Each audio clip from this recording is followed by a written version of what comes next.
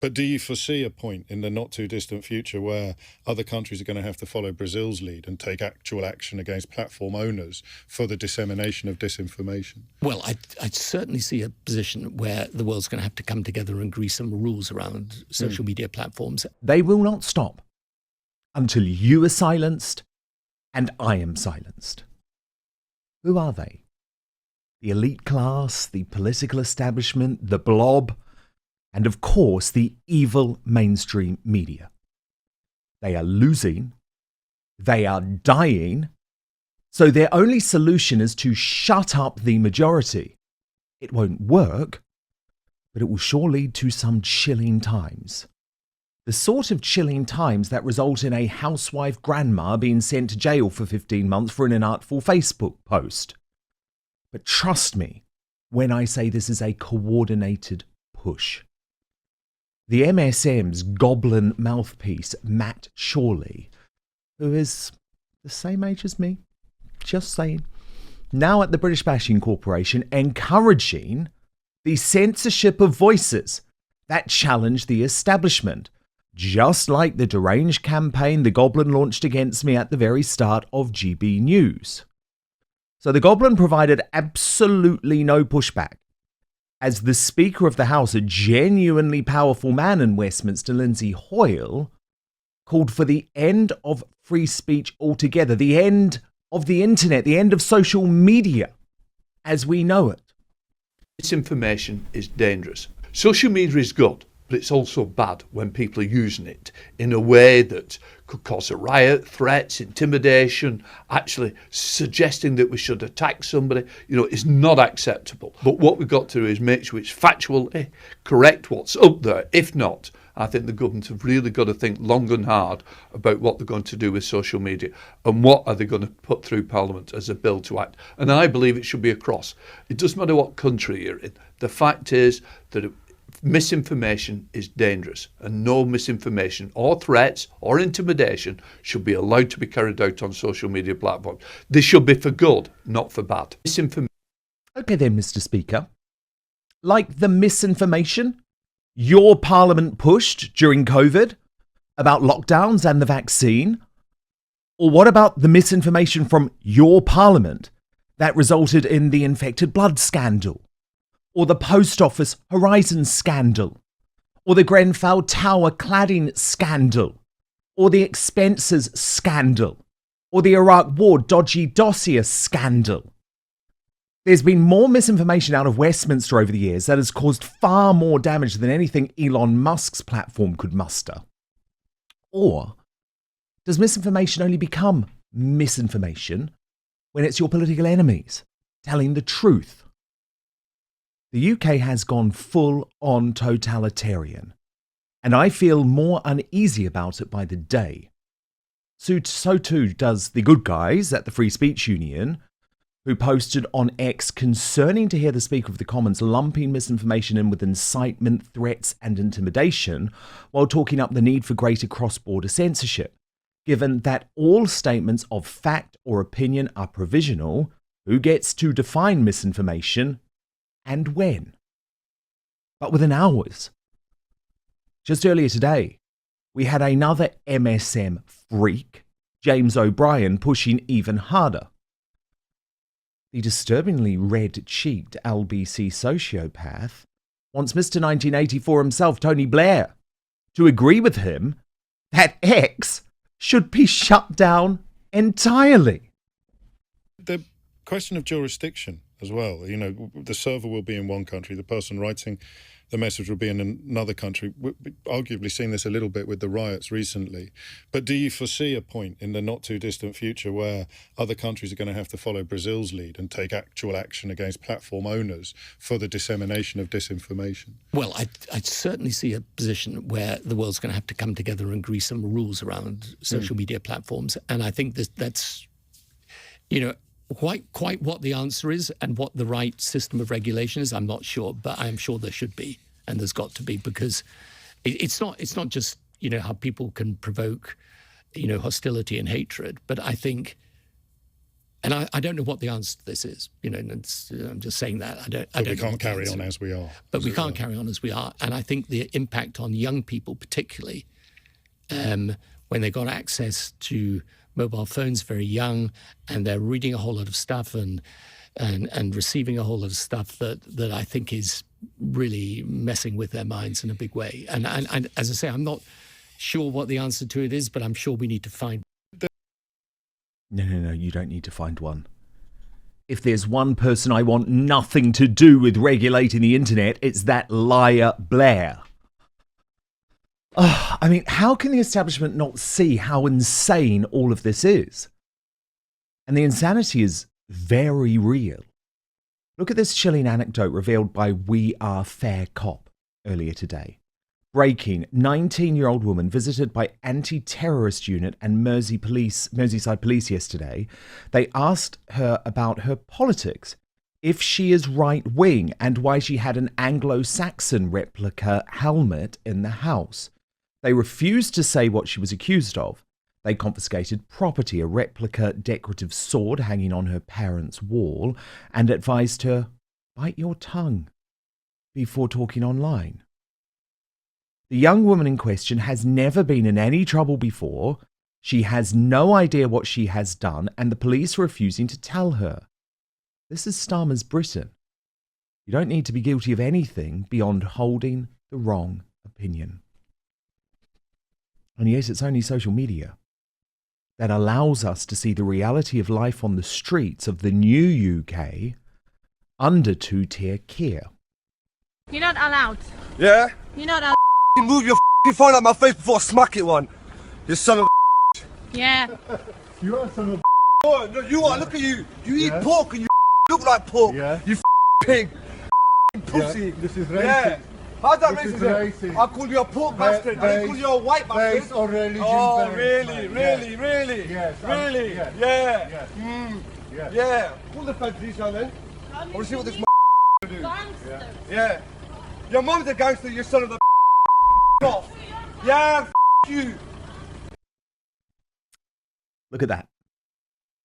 I guess Lindsay Hoyle, two-tier care, and evil Tony Blair have real motivation to censor social media and hide from the world the shocking descent of the UK. Now it's time for the uncancelled interview.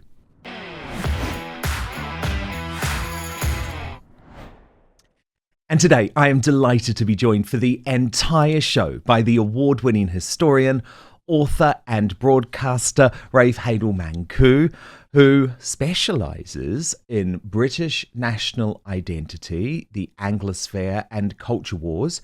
He is co-editor of the critically acclaimed Burke's Peerage, World Orders of Knighthood and Merit, and author of the best-selling A London Peculiar, as well as a senior fellow at the New Culture Forum and a trustee of the Canadian Royal Heritage Trust. Rafe, so brilliant to have you today. But how chilling is this? How chilling is it that we now have the Speaker of the House, Lindsay Hoyle, and Tony Blair, very powerful figures in the orbit of slippery Starmer, now effectively calling for the censorship of the internet, potentially even shutting down social media? Yeah, you're quite right. Well, great to be with you first and foremost, Dan, and congratulations on your superb new podcast. It's really shaking things up, so bravo. But yes, thank you. Look, I watched that clip of the Speaker Hoyle, and quite frankly, trying to hear him analyze as an expert social media is sort of like me trying to give you an explanation about hip hop or grime music. It was so bizarre. It is chilling stuff, especially when the speaker combines things like misinformation with incitement and intimidation and so forth. As you said earlier, this is all about suppressing anything that contradicts the established narrative. So, for example, during the riots and the protests that we saw, if you didn't have a Twitter account, you would be inclined to believe the curated news that was being provided to us through the mainstream media and through our political class, that this was something that was an online creation of people like Tommy Robinson and bad actors in Russia and China. Those of us with Twitter accounts could see the full picture. We could see the Muslim gangs rampaging through the streets. None of that was provided to the British public. Now, unfortunately, there are only 20 million Twitter or X accounts in this country. So still the majority of people here are getting their news from the mainstream media, Yeah, which is just an awful prospect. Which supports the class. And it's so sinister. And of course, who decides what's misinformation? As you quite rightly said, of course, if in 2020 you supported the lab leak theory, as I did, and I'm sure you did. Oh, I did. You would be cancelled. And I was censored for it. Censored for it. Just last year, the FBI came out and actually said that they actually believe that lab leak was correct. We now find out the CIA was actually trying to cover up this as well. Remember, what's misinformation today won't be misinformation tomorrow. At one point we thought that that the sun revolved around the earth. Galileo was silenced and cancelled for misinformation.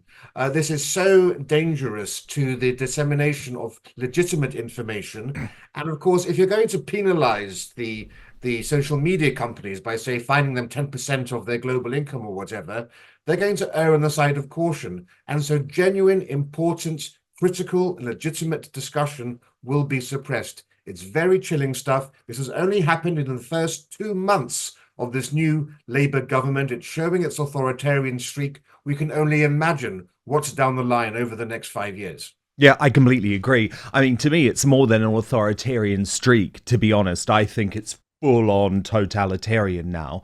But what makes me sick, Rafe, is when I look at these big players in the mainstream media. The Goblin, Matt Chorley, the sociopath, James O'Brien. And they are encouraging this. And I think you're journalists. How disgraceful. And I presume it's because they know they're in lockstep with the establishment. They know the mainstream media is dying a slow, painful death. And this might slow it down a little bit. But all right, guys, it is the best time of year because football is back. We're talking Premier League in the UK, in the US, NFL Sundays and college football Saturdays. And with that comes the glorious grind of fantasy football lineup. So this is where your inner manager comes alive, setting the perfect fantasy roster, screaming at your TV and making last-minute waiver moves that either make you a hero or the guy everyone ridicules in the group chat. But listen, while you're over there making sure your fantasy team is dialed in, don't let your personal grooming become the guy that gets left on the bench. Let's be honest, nobody wants to fumble their grooming routine, and that's where Manscaped's Performance Package 5.0 Ultra comes in, acting as your all-in-one grooming playbook. From keeping things sharp down below with the Lawnmower 5.0 Ultra to taking care of those rogue nose and ear hairs with the Weed Whacker 2.0, this is the lineup that'll keep you looking and feeling like a champ on and off the field. It will help you feel clean, confident, and ready to dominate your fantasy league.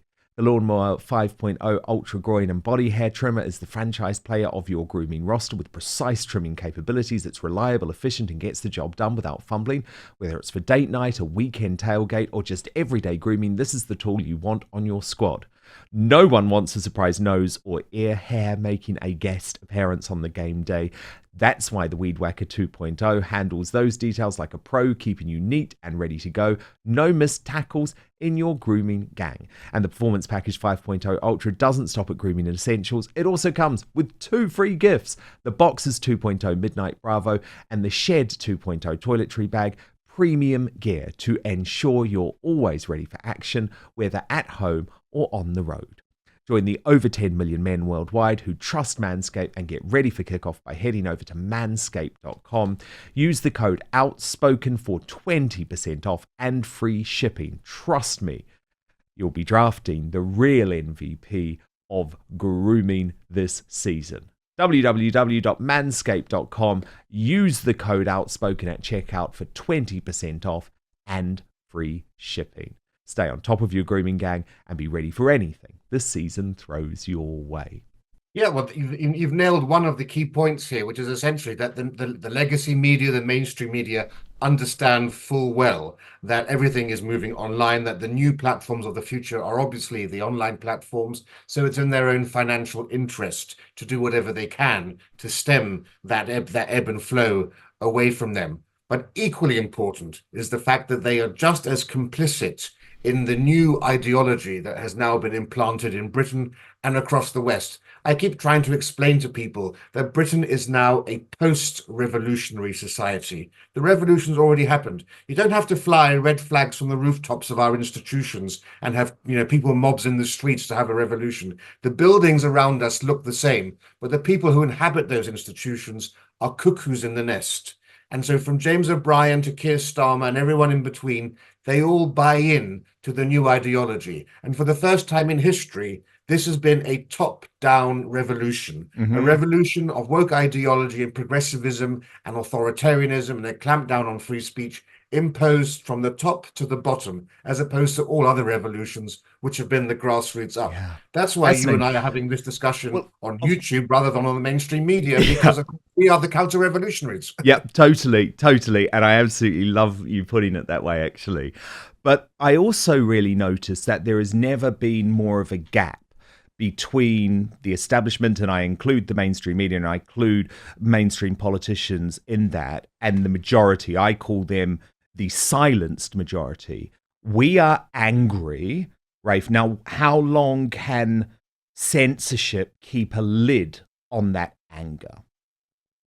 Well, of course, we've seen what happens when that anger does burst over. We've just seen that now. And of course, what is most telling is that when we had the riots in 2011 in Tottenham and everywhere after the shooting of Mark Duggan, a black man, by the police, when we had the riots and protests in 2020 with BLM, what did we hear from both Conservative and Labour alike? We had Starmer and Rayner saying, well, we understand the causes of this. We understand the motivations, and we sympathise with you about the death of George Floyd, this American criminal who put a gun to a pregnant woman's belly. We understand why you're upset about all of this stuff. On this occasion, there was none of that. The media class, the political class, everybody coalesced around this attempt to slander everybody who was concerned about the level in which their towns and cities had fundamentally changed. They were all smeared and slurred and slandered as far right.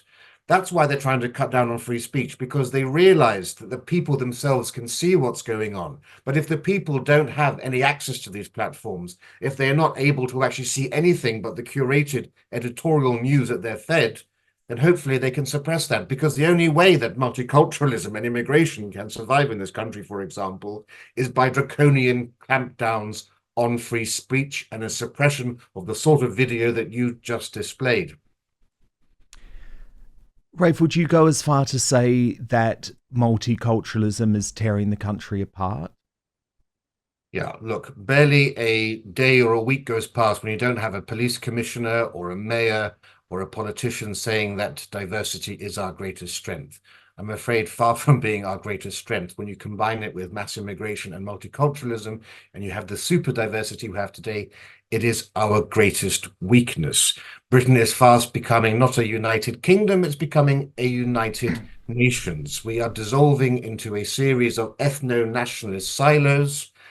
And unfortunately, that is proving itself extremely damaging, of course, irreparably damaging to any sense of cohesive universal identity. Social cohesion breaks down. It's not just me saying this. Left-wing socialists, not sociologists and academia, have done a meta-analysis of all the 87 studies on the issue of social trust and social cohesion, and they find that increased diversity on local neighborhoods leads to a reduction in trust, leads to a deterioration of local neighborhoods. People vote less, people stay at home more, they don't go out as much into public. You see public buildings and so forth deteriorating because people no longer feel that they can trust each other, not just between different races, also even within and between the same members of the same race. There is no evidence at all that diversity is a strength, but no one has been brave enough to see that. And the rot in the Tory party is so deep that you even had the Prime Minister, Rishi Sunak, minting a 50 pence coin saying diversity built Britain.